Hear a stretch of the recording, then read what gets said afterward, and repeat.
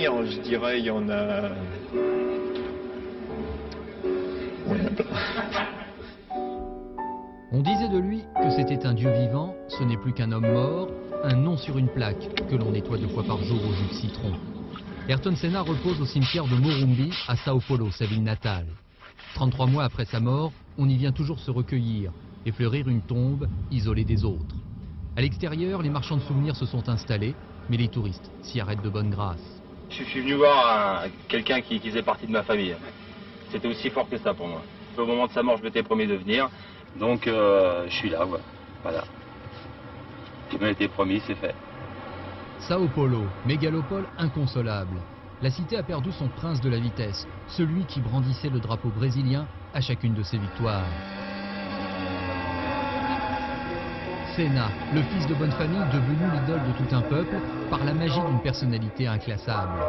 Le mythe se perpétue tout seul. Gesario, le peintre de quartier, passe des heures à dessiner des voitures. Les voitures d'Ayrton sans Ayrton.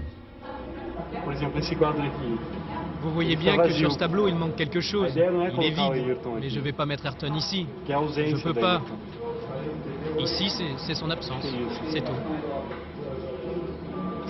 Œuvres d'artistes, amateurs ou professionnels. Photos, livres, sculptures, les objets se sont multipliés. Et dans les fan clubs de Sao Paulo, on rencontre toujours ceux qui veulent lui ressembler, ceux qui sont nostalgiques. Des hommes et des femmes pour qui l'absence d'Ayrton est plus présente que sa présence même. Au même moment, à des milliers de kilomètres, quelque part dans Paris, un restaurant où l'on s'est réunis. Autre lieu, autre fan club, mais la motivation est la même. Les Amis d'Ayrton existent depuis 6 ans. 450 adhérents dans toute la France. Des rencontres, une petite publication, des objets souvenirs. Au pays de Prost, on aimait aussi Senna. Je voulais faire quelque chose pour lui. Donc, je ne peux pas rester en tant qu'adhérent parce que adhérent c'est recevoir. Et moi je voulais donner quelque chose à mon tour. Comme si je voulais un peu rembourser tout ce qu'Ayrton avait pu faire pour moi, quoi. Enfin, pour ma passion.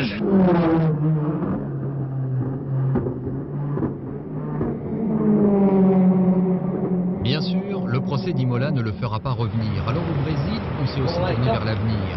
Senna était riche, généreux.